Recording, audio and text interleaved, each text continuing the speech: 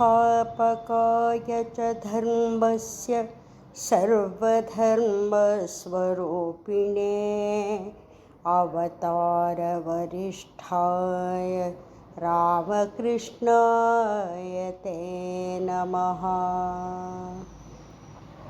भज गोविन्दं भज गोविन्दं भज गोविन्दं भज गोविन्दं गोविन्दं भज मूढमते भज गोविन्दं भज गोविन्दं गोविन्दं भज मूढमते। सम्प्राप्ते सन्निहिते काले सम्प्राप्ते सन्निहिते काले नहि नहि रक्षति डुकृङ्करणे नहि नहि रक्षति डुकृङ्करणे। भज गोविन्दं भज गोविन्दं गोविन्दं भज मूढमते। मूढजहिः धनागमतृष्णां मूढजहिः धनागमतृष्णां कुरु सद्बुद्धिं मनसि वितृष्णां कुरु सद्बुद्धिं मनसि वितृष्णां। यल्लभसे निज कर्मोपातं यल्लभसे निज कर्मोपातं वित्तं तेन विनोदयचित्तं। भज गोविन्दं भज गोविन्दं गोविन्दं भज मूढमते। यावद्वित्तोपार्जनशक्तः तापन्निजपरिवारो रतः यावद्वित्तोपार्जनशक्तः तापन्निजपरिवारो रतः पश्चाज्जीवति जर्जरदेहे पश्चाज्जीवति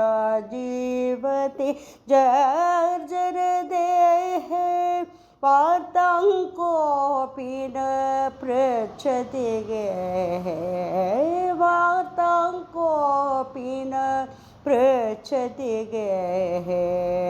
भज गोविन्दं भज गोविन्दं गोविन्दं भज मूढमते। मा कुरु धनजनयौवनगर्वं हरति निमेषकाल सर्वं मा कुरु धनजनयौवनगर्वं हरति निमेषकाल सर्वं मायामयमिदम् अखिलं हित्वा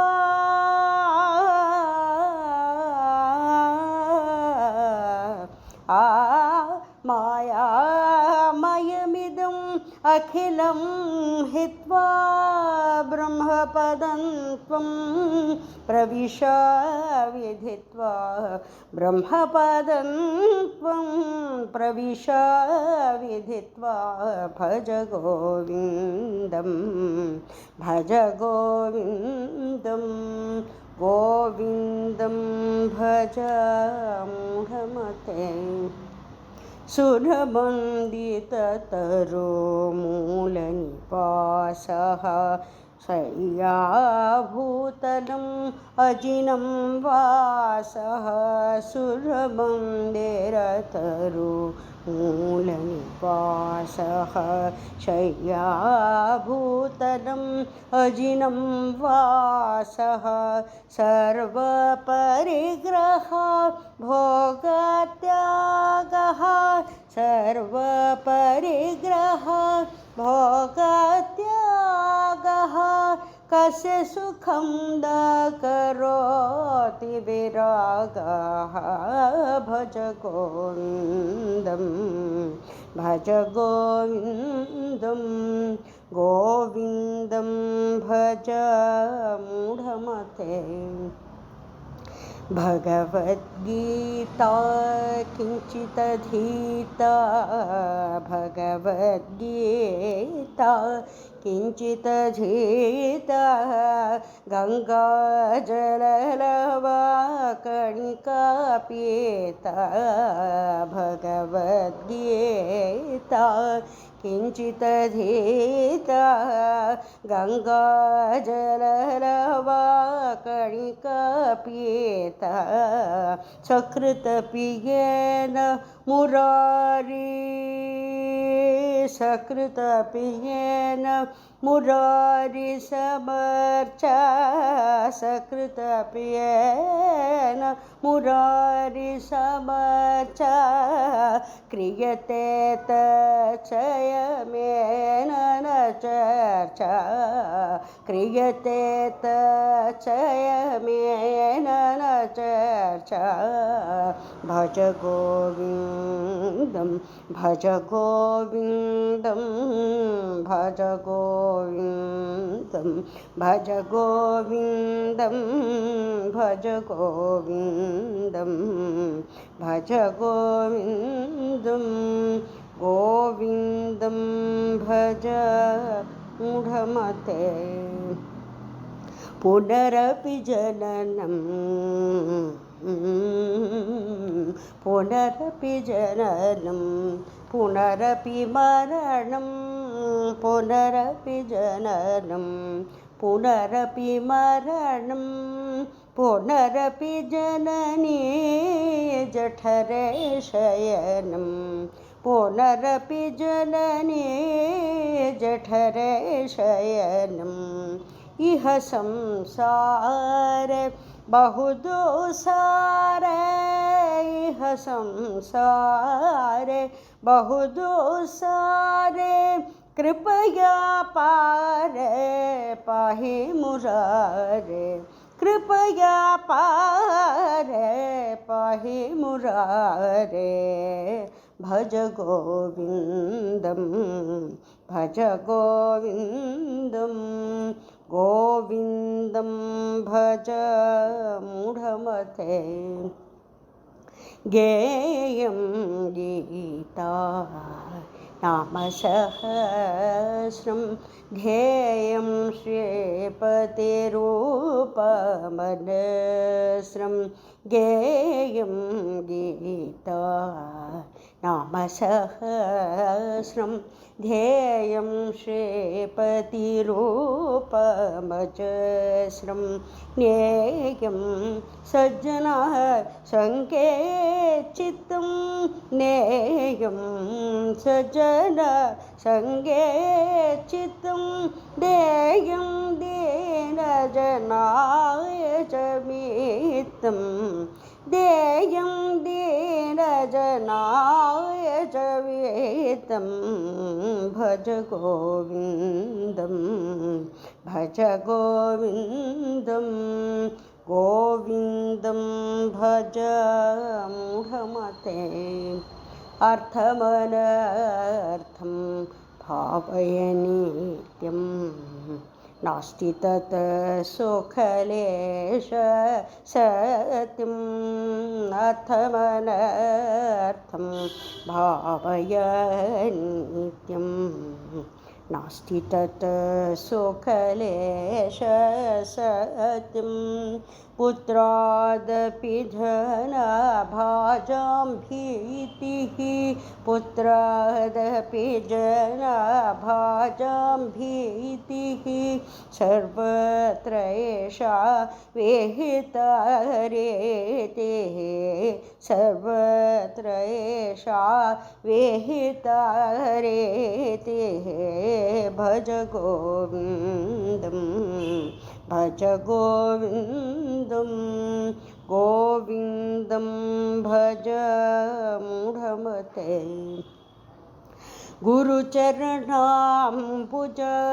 निर्भरभक्तः संसारादचिराद्भवमुक्तः गुरुचरणाम्बुज निर्भरभक्तः संसारादचिराद्भवमुक्तः सेन्द्रियमानसा नियमादेवं सेन्द्रियमानसा नियमादेवं द्रक्षसि निज हृदयस्थं देवं द्रक्षसि निज हृदयस्थं देवं भज गोविन्दं भज गोविन्दं गोविन्दं भज मूढमते सम्प्राप्ते सन्निहिते काले सम्प्राप्ते सन्निहिते काले नहि रक्षति डुक्रं करणे भज गोविन्दं भज गोविन्दं गोविन्दं भज मूढमते शुक्लांबरधरं विष्णुं शशिवर्णं चतुर्भुजं प्रसन्नवदनं ध्यायेत् सर्वविघ्नोपशान्तये अगजाननपद्मार्कं गजाननमहर्निशम् अनेकदन्तं भक्तानां एकदन्तमुपास्महे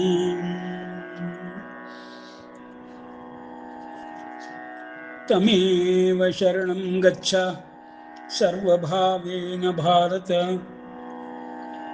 तत्प्रसादात् परां शान्तिं स्थानं प्राप्स्यसि शाश्वतम् सर्वगुह्यतमं भूयः शृणु मे परमं वचः इष्टोऽसि मे दृढमिति ततो वक्ष्यामि ते हितम् परित्राणाय साधूनां विनाशाय च दुष्कृतां धर्मसंस्थापनार्थाय सम्भवामि युगे युगे अनन्याश्चिन्तयन्तो मां ये जनाः पर्युपासते तेषां नित्याभियुक्तानां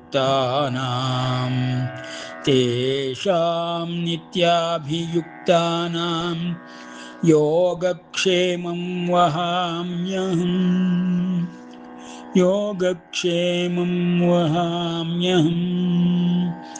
कर्मण्येवाधिकारस्ते मा फलेषु कदाचन मा कर्मफलहेतुर्भूः मा कर्मफलहेतुः भूः मा ते सङ्गोऽस्त्वकर्मणि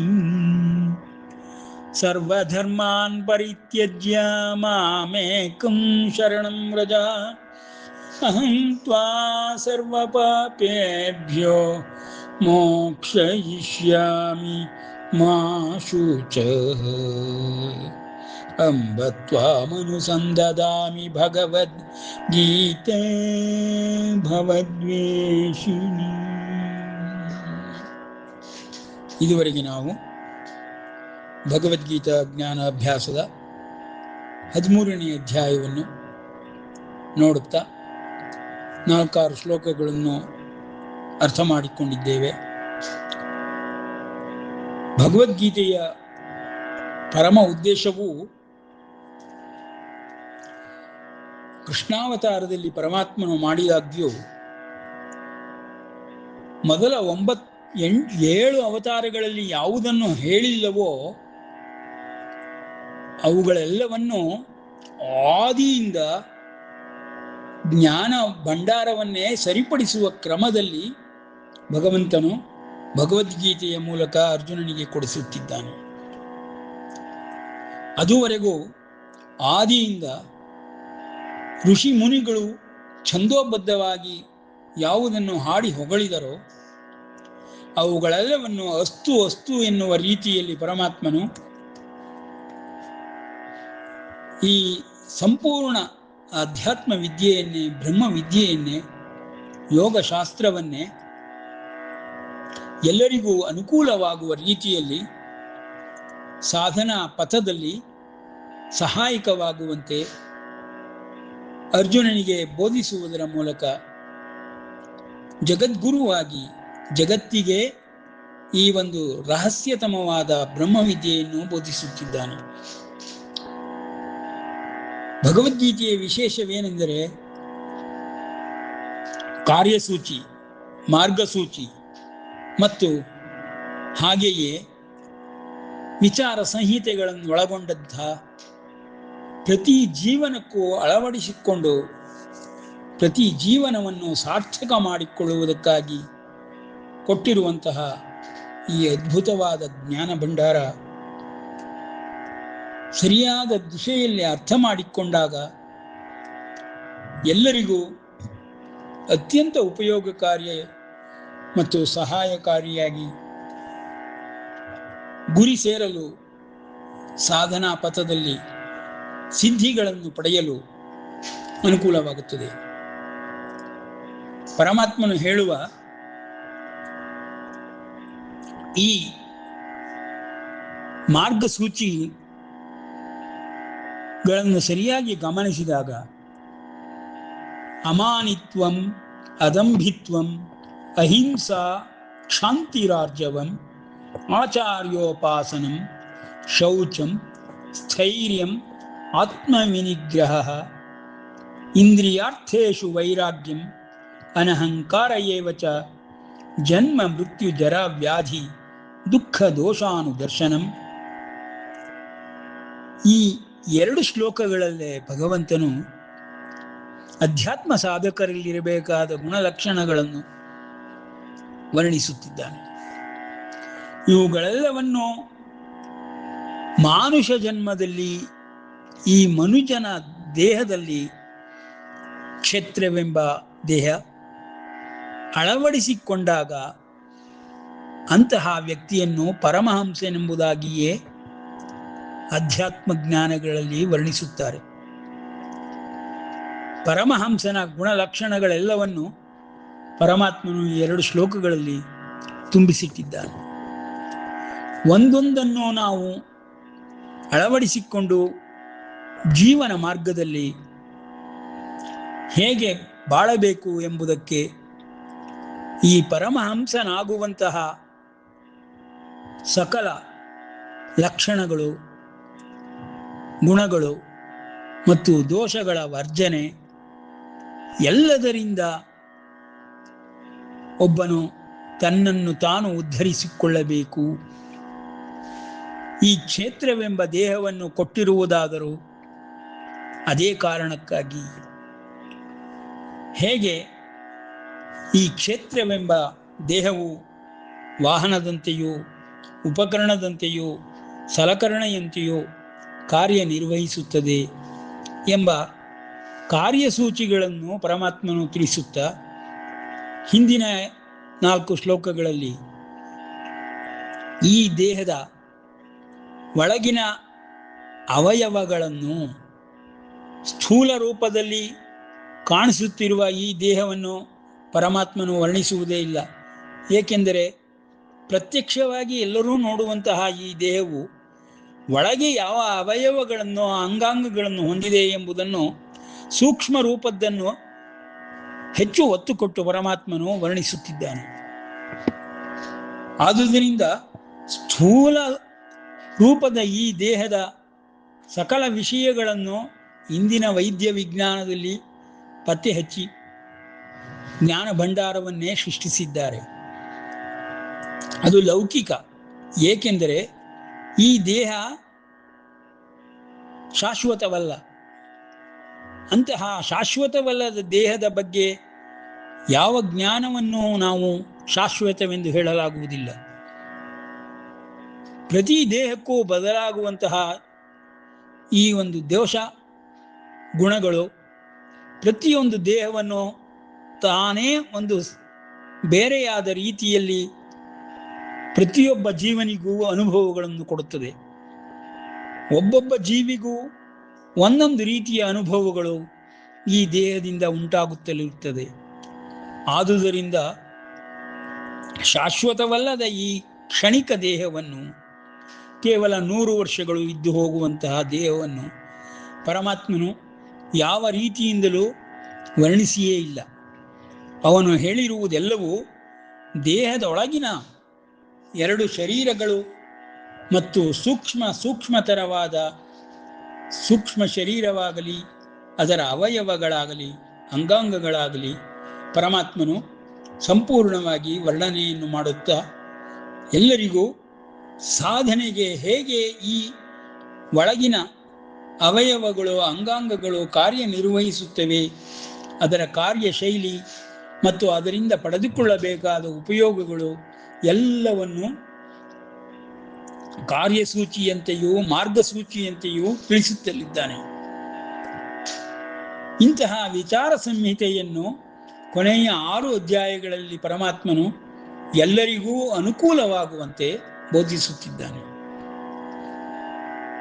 ಯಾರೊಬ್ಬನೇ ಆಗಲಿ ಯಾವ ರೀತಿಯ ಜೀವನವನ್ನು ಅಳವಡಿಸಿಕೊಳ್ಳಬೇಕು, ಆ ಜೀವನದಿಂದ ಉಪಯೋಗವನ್ನು ಹೇಗೆ ಪಡೆದುಕೊಳ್ಳಬೇಕು ಮತ್ತು ಸಾಧನೆಯ ಮಾರ್ಗದಲ್ಲಿ ಯಾವುದೆಲ್ಲವನ್ನು ಅವನು ಕಾಣುತ್ತಾನೆ ಮತ್ತು ಸಿದ್ಧಿಗಳನ್ನು ಹೇಗೆ ಪಡೆಯುತ್ತಾನೆ ಎಂಬ ವಿಷಯಗಳನ್ನೇ ಕೇಂದ್ರೀಕೃತವನ್ನಾಗಿಟ್ಟುಕೊಂಡು ಪರಮಾತ್ಮನು ಸಂಯಮಿ ಎಂಬ ಪದದಿಂದ ಮೊದಲಿನ ಅಧ್ಯಾಯಗಳಲ್ಲಿ ಸಾಮಾನ್ಯ ಜನರಿಗೂ ವಿಶೇಷವಾಗಿರುವಂತಹ ಈ ಒಂದು ಅಧ್ಯಾತ್ಮ ಸಾಧನೆಯನ್ನು ಮಾಡುವಂತಹ ಜನರಿಗೂ ವ್ಯತ್ಯಾಸವನ್ನು ತೋರಿಸಿಬಿಡುತ್ತಾನೆ.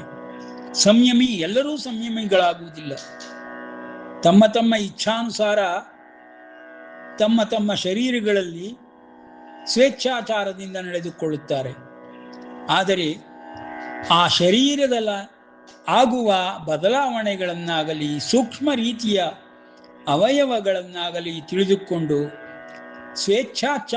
ಸ್ವೇಚ್ಛಾಚಾರಕ್ಕೆ ಎಡೆಮಾಡಿಕೊಡದೆ ಯಾರು ನಿಯಂತ್ರಿಸುತ್ತಾರೆಯೋ ಆ ನಿಯಂತ್ರಣ ಶಕ್ತಿಯನ್ನು ಪರಮಾತ್ಮನು ಯಮ ನಿಯಮಾದಿಗಳಿಂದ ವರ್ಣಿಸುತ್ತಾನೆ. ಆ ಯಮ ನಿಯಮಾದಿಗಳನ್ನು ಯಾರು ಅನುಸರಿಸುತ್ತಾರೆಯೋ ಅಂತಹವನಿಗೆ ಸಂಯಮಿ ಎಂದು ಹೇಳುತ್ತಾನೆ. ಯಾರು ಆಧ್ಯಾತ್ಮ ಮಾರ್ಗದಲ್ಲಿ ಸಾಧನೆಗಳನ್ನು ಮಾಡಬೇಕೆಂಬ ಸಂಕಲ್ಪದಿಂದ ಹೊರಡುತ್ತಾರೆಯೋ ಅಂತಹವರಿಗೆ ಯೋಗಾರೂಢನೆಂಬುದನ್ನಾಗಿಯೂ ತಿಳಿಸುತ್ತಾನೆ. ಹೀಗೆ ಆರುರುಕ್ಷನಾಗಿ ಯೋಗಾರೂಢನಾಗಿ ಸಾಧನೆಗಳನ್ನು ಮಾಡುತ್ತಾ ಸಿದ್ಧಿಗಳನ್ನು ಪಡೆದುಕೊಳ್ಳುವಂತಹ ಮಹಾ ಸಂಸಿದ್ಧರು, ಸಿದ್ಧ ಪುರುಷರು ಬಂದು ಹೋಗಿದ್ದಾರೆ ಎಂಬುದಾಗಿ ತಿಳಿಸುತ್ತಾ ಎಲ್ಲರಿಗೂ ಏಕಸಮನಾಗಿರುವಂತಹ ಈ ದೇಹವೆಂಬ ಸ್ಥೂಲವಾಗಲಿ ಸೂಕ್ಷ್ಮವಾಗಲಿ ಶರೀರಗಳು ಒಂದೇ ಸಮನಾಗಿ ಕಾರ್ಯ ಮಾಡುತ್ತದೆ, ಒಂದೇ ರೀತಿಯಲ್ಲಿ ನಡೆದುಕೊಳ್ಳುತ್ತದೆ. ಆದರೆ ಅದನ್ನು ಉಪಯೋಗಿಸಿಕೊಳ್ಳುವವರು ಯಾವ ರೀತಿ ಉಪಯೋಗಿಸಿಕೊಳ್ಳುತ್ತಾರೆ, ಯಾವ ಉದ್ದೇಶಕ್ಕಾಗಿ ಉಪಯೋಗಿಸಿಕೊಳ್ಳುತ್ತಾರೆ ಎಂಬುದರ ಮೇಲೆ ಎಲ್ಲವೂ ಜೀವನವು ಮತ್ತು ಬಾಳು ನಿಂತಿರುತ್ತದೆ ಎಂಬುದನ್ನು ಪರಮಾತ್ಮನು ಸ್ಪಷ್ಟಪಡಿಸುತ್ತಾ ಎಲ್ಲ ಸಾಮಾನ್ಯರಿಗಾಗಿಯೇ ಈ ವಿಶೇಷ ಜ್ಞಾನವನ್ನು ತನ್ನ ಅವತಾರದಲ್ಲಿ ತಿಳಿಸ ಹೊರಟಿದ್ದಾನೆ. ಕೃಷ್ಣಾವತಾರದ ಮೊದಲು ಎಲ್ಲ ಋಷಿಮುನಿಗಳು ಬರೆದಿದ್ದಂತಹ ಎಲ್ಲ ಆಧ್ಯಾತ್ಮ ಅನುಭವಗಳನ್ನು, ಅವರ ಸಾಧನೆಗಳನ್ನು ಕ್ರೋಢೀಕರಿಸಿ ವೇದ ಉಪನಿಷತ್ ರೂಪಗಳಲ್ಲಿಯೂ ಪುರಾಣಾದಿ ಕಥೆಗಳಲ್ಲಿಯೂ ನಮಗೆ ಕಾಣಸಿಗುತ್ತದೆ. ಆದರೆ ಅದನ್ನು ಪರಮಾತ್ಮನು ಅಸ್ತು ಎಂಬುದಾಗಿ ಇವುಗಳೆಲ್ಲ ಸರಿಯಾದ ರೀತಿಯಲ್ಲಿಯೇ ನಡೆದುಕೊಂಡು ಬಂದಿದೆ ಎಂಬುದಾಗಿ ತಿಳಿಸುವುದಕ್ಕಾಗಿ ಈ ಭಗವದ್ಗೀತೆಯನ್ನು ಅರ್ಜುನನ ನೆವವನ್ನಾಗಿಟ್ಟುಕೊಂಡು ಹೇಳಲಾರಂಭಿಸಿದ್ದಾನೆ. ಆದ್ದರಿಂದ ಇದು ಎಲ್ಲ ಜೀವರಾಶಿಗಳಿಗೂ ಅನ್ವಯವಾಗುವಂತಹ ದಿವ್ಯ ವ್ಯವಸ್ಥೆಯ ಸಕಲ ನಡಾನಡವಳಿಕೆಗಳನ್ನು ಒಳಗೊಂಡಿರುತ್ತದೆ. ಇಂತಹ ಅದ್ಭುತವಾದ ವಿಚಾರ ಸಂಹಿತೆಯನ್ನು, ಆಚಾರ ಸಂಹಿತೆಯನ್ನು ನಾವು ಭಗವದ್ಗೀತೆಯಲ್ಲಿ ಕಾಣಬಹುದು. ಅಂತಹ ವಿಷಯಗಳನ್ನು ತಿಳಿಸುತ್ತಾ ಕ್ಷೇತ್ರಜ್ಞನ ವಿಷಯದಲ್ಲಿ ಸರ್ವಸ್ವವನ್ನು ತಿಳಿಸಿಕೊಟ್ಟ ಪರಮಾತ್ಮನು ಆ ಕ್ಷೇತ್ರಜ್ಞನು ಕ್ಷೇತ್ರದಿಂದ ಹೊರತಾಗಿ ಇರಲಾರನು. ಎಲ್ಲ ಕ್ಷೇತ್ರಜ್ಞರು ಕ್ಷೇತ್ರದಲ್ಲಿಯೇ ಇರುತ್ತಾರೆ. ಕ್ಷೇತ್ರಜ್ಞನ ಪ್ರಭಾವದಿಂದ ಕ್ಷೇತ್ರದ ಮೇಲೆ ಆಗುವಂತಹ ಎಲ್ಲ ಗುಣ ಲಕ್ಷಣ ಪರಿಣಾಮಗಳನ್ನು ಪರಮಾತ್ಮನು ಈ ಅಧ್ಯಾಯದಲ್ಲಿ ತಿಳಿಸಿಕೊಡುತ್ತಾ ಕ್ಷೇತ್ರಜ್ಞ ಯೋಗ ಹೇಗುಂಟಾಗಿದೆ, ಅದರ ಜ್ಞಾನವೇ ಸರ್ವಸ್ವವಾದದ್ದು ಎಂಬುದನ್ನು ತಿಳಿಸುತ್ತಿದ್ದಾನೆ. ಇವೆರಡರ ಹೊರತಾಗಿ ಕೇವಲ ಜೀವರಾಶಿಗಳ ದೇಹದಂತೆ ನಾವು ಇದನ್ನು ನೋಡುವುದಾದರೆ ಅಧ್ಯಾತ್ಮದ ಇವು ನಮಗೆ ತಿಳಿಯಲಾರದು. ಭಗವದ್ಗೀತೆ ಸಂಪೂರ್ಣವಾದ ಬ್ರಹ್ಮವಿದ್ಯೆ, ಯೋಗಶಾಸ್ತ್ರ, ಪ್ರಯೋಗಾತ್ಮಕವಾಗಿ ಮಾಡಿ ಪ್ರತಿಯೊಂದನ್ನು ಪಡೆದುಕೊಳ್ಳಬಹುದಾದಂತಹ ಅದ್ಭುತ ವಿಚಾರ ಗ್ರಂಥ. ಇಂತಹ ಗ್ರಂಥವು ವೇದೋಪನಿಷತ್ಗಳಿಂದ ಬಂದಿರುವುದನ್ನು ಪರಮಾತ್ಮನು ಕ್ರೋಢೀಕರಿಸಿ ಅರ್ಜುನನಿಗೆ ಅರ್ಥವಾಗುವ ರೀತಿಯಲ್ಲಿ ಬಿಡಿಸಿ ಸರಳ ಭಾಷೆಯಲ್ಲಿ ತಿಳಿಸ ಹೊರಟಿದ್ದಾನೆ. ಇಂತಹ ಕ್ಷೇತ್ರದ ಬಗ್ಗೆ ಹೇಗೆ ನಾವು ತಿಳಿದುಕೊಳ್ಳಬೇಕೆಂಬುದನ್ನು ಪರಮಾತ್ಮನು ಕ್ಷೇತ್ರಜ್ಞನನ್ನು ಕೇಂದ್ರವಾಗಿಟ್ಟುಕೊಂಡು ಕ್ಷೇತ್ರಜ್ಞನ ಪ್ರಭಾವವನ್ನು ದೇಹದ ಮೇಲೆ ಉಂಟಾಗುತ್ತಿರುವುದನ್ನು ಮತ್ತು ಈ ದೇಹವನ್ನು ಕ್ಷೇತ್ರಜ್ಞನಿರುವನೋ ಇಲ್ಲವೋ ಎಂಬುದನ್ನು ತಿಳಿದುಕೊಳ್ಳುವುದಕ್ಕಾಗಿಯೂ ಉಪಯೋಗಿಸಿಕೊಳ್ಳಬೇಕಾಗುತ್ತದೆ. ವಾಹನಗಳು ಎಲ್ಲವೂ ಹೊರಗೆ ಕಾಣುವ ಮಾತ್ರಕ್ಕೆ ಅವುಗಳಿಗೆ ಒಳಗಿನ ಶಕ್ತಿಗಳೆಲ್ಲವೂ ಇದೆ, ಎಲ್ಲ ಅವಯವ ಅಂಗಾಂಗಗಳು ಸರಿಯಾದ ರೀತಿಯಲ್ಲಿ ಕಾರ್ಯನಿರ್ವಹಿಸುತ್ತಿದೆ ಎಂಬುದನ್ನು ತಿಳಿದುಕೊಳ್ಳಲಾಗುವುದಿಲ್ಲ. ಅದನ್ನು ಒಳಗಿನ ಅವಯವಗಳು ಅಂಗಾಂಗಗಳು ಕಾರ್ಯ ಮಾಡುತ್ತಿವೆಯೇ ಎಂಬುದನ್ನು ಒಮ್ಮೆ ಅದನ್ನು ಚಾಲನೆ ಮಾಡಿದಾಗ ತಿಳಿದು ಬರುತ್ತದೆ. ಹಾಗೆಯೇ ಈ ದೇಹವೆಂಬ ವಾಹನವನ್ನು, ಸಲಕರಣೆಯನ್ನು, ಉಪಕರಣವನ್ನು ಉಪಯೋಗಿಸುವಂತಹ ರೀತಿ ನೀತಿಗಳನ್ನು, ರೂಪುರೇಷೆಗಳನ್ನು, ವಿಧಿವಿಧಾನಗಳನ್ನು ಪರಮಾತ್ಮನು ಕ್ಷೇತ್ರನ ವಿಷಯದಲ್ಲಿ ತಿಳಿಸುತ್ತಾ ಅವಯವಗಳನ್ನು ಹಿಂದಿನ 2 ಶ್ಲೋಕಗಳಲ್ಲಿ ತಿಳಿಸಿದ ಪರಮಾತ್ಮನು ಮಹಾಭೂತಾನ್ಯಹಂಕಾರೋ ಬುದ್ಧಿರವ್ಯಕ್ತಮೇವ ಚ ಇಂದ್ರಿಯಾಣಿ ದಶೈಕಂಚ ಪಂಚಚೇಂದ್ರಿಯ ಗೋಚರಾಃ ಇಚ್ಛಾ ದ್ವೇಷಃ ಸುಖಂ ದುಃಖಂ ಸಂಘಾತಶ್ಚೇತನಾ ಧೃತಿ ಏತತ್ ಕ್ಷೇತ್ರಂ ಸಮಾಸೇನ. ಇವುಗಳೆಲ್ಲವೂ ಸೇರಿ ವಿಕಾರ ರೂಪವಾಗಿರುವಂಥದ್ದು ಆಗಿರುವಂತಹ ಈ ಕ್ಷೇತ್ರವನ್ನು ಪರಮಾತ್ಮನು ಅಂಗಾಂಗಗಳನ್ನು, ಅವಯವಗಳನ್ನು ತಿಳಿಸಿ ಮುಂದಿನ ಶ್ಲೋಕದಲ್ಲಿ ಅದರಿಂದ ಸಾಧಿಸಬೇಕಾದದ್ದು ಏನನ್ನು ಎಂಬ ಪರಮಹಂಸನ ಸಂಪೂರ್ಣ ಗುಣಲಕ್ಷಣಗಳನ್ನು ವರ್ಣಿಸುತ್ತಾ ಅಮಾನಿತ್ವಂ ಅದಂಬಿತ್ವಂ ಅಹಿಂಸಾ ಕ್ಷಾಂತಿರಾರ್ಜವಂ ಆಚಾರ್ಯೋಪಾಸನಂ ಶೌಚಂ ಸ್ಥೈರ್ಯಂ ಆತ್ಮವಿನಿಗ್ರಹ ಇಂದ್ರಿಯಾರ್ಥೇಷು ವೈರಾಗ್ಯಂ ಮನಹಂಕಾರ ಏವ ಚ ಜನ್ಮ ಮೃತ್ಯು ಜರಾವ್ಯಾಧಿ ದುಃಖ ದೋಷಾನುದರ್ಶನಂ. ಇವುಗಳೆಲ್ಲವನ್ನು ನಾವು ಸಾಧನೆಯ ಮೂಲಕ ಕಾರ್ಯಸೂಚಿಯಲ್ಲಿ ಕೊಟ್ಟಿರುವಂತಹ ಆಚಾರ ವಿಚಾರಗಳನ್ನು ಪರಿಗಣಿಸುವುದರ ಮೂಲಕ ಸಾಧಿಸಬಹುದು, ಸಿದ್ಧಿಗಳನ್ನು ಪಡೆದುಕೊಳ್ಳಬಹುದು. ಎಲ್ಲ ಸಿದ್ಧಿಗಳನ್ನು ಪಡೆದುಕೊಂಡಂತಹ ಮಹನೀಯನಾದ ಪರಮಹಂಸನು ಪರಿವ್ರಾಜಕನಂತೆ ಜೀವನವನ್ನು ನಡೆಸುತ್ತಾನೆ. ಅಂತಹ ಪರಮಹಂಸ ಪರಿವ್ರಾಜಕರಿಗೆ ಉದಾಹರಣೆಯಾಗಿ ನಮಗೆ ಆದಿಶಂಕರರು ಕಾಣಿಸಿಕೊಳ್ಳುತ್ತಾರೆ. ಅವರಂತೆಯೇ ಹಲವಾರು ಪರಮಹಂಸರಾಗಲಿ ಪರಿವ್ರಾಜಕಾಚಾರ್ಯರಾಗಲಿ ಬಂದು ಹೋದರೂ ಎರಡೂ ಸಮ್ಮೇಳನದಲ್ಲಿ ಆದಿಶಂಕರರಲ್ಲಿ ನಾವು ಕಾಣಬಹುದು. ಪರಿವ್ರಾಜಕನಾದ ಮಾತ್ರಕ್ಕೆ ಅಥವಾ ಸನ್ಯಾಸವನ್ನು ತೆಗೆದುಕೊಂಡ ಮಾತ್ರಕ್ಕೆ ಅವನು ಪರಮಹಂಸನಾಗುವುದಿಲ್ಲ. ಪರಮಹಂಸನಾದರೂ ಅವನು ಪರಿವ್ರಾಜಕನಾಗಬೇಕೆಂಬ ಯಾವ ನಿಯಮಗಳೂ ಇಲ್ಲ. ಸನ್ಯಾಸವನ್ನು ಪಡೆದು ಅದೇ ರೀತಿಯಲ್ಲಿ ಬಾಳಬೇಕೆಂಬ ನಿಯಮಗಳೂ ಇಲ್ಲ. ಸನ್ಯಾಸವನ್ನಾಗಲಿ ಪರಿವ್ರಾಜಕಾಚಾರ್ಯವನ್ನಾಗಂತೆ ಬದುಕುವುದಾಗಲಿ ಮಾಡಬೇಕಾದವನು ಮೋಕ್ಷಕ್ಕೆ ಅರ್ಹನಾಗುತ್ತಾನೆ, ಅವನು ಮುಮುಕ್ಷುವಾಗುತ್ತಾನೆ. ಅಂತಹ ಮುಮುಕ್ಷುವಾದವನು ಪರಮಹಂಸನೂ ಆಗಿ ನಂತರದಲ್ಲಿ ಪರಿವ್ರಾಜಕಾಚಾರ್ಯನಾಗಿಯೂ ಈ ಜಗತ್ತಿನಲ್ಲಿ ನಮಗೆ ಕಾಣಿಸಿಕೊಳ್ಳುತ್ತಾರೆ. ಅಂತಹ ಪರಮಶ್ರೇಷ್ಠ ಬಾಳುವೆಯನ್ನಾಗಲಿ ಜೀವನವನ್ನಾಗಲಿ ನಾವು ಪರಿಗಣಿಸಿ ಈ ಭಗವದ್ಗೀತೆಯ ಸರ್ವ ತತ್ವಗಳನ್ನು ಅಂತಹವರ ನಿಜ ಜೀವನದಲ್ಲಿ ಕಾಣಬಹುದು.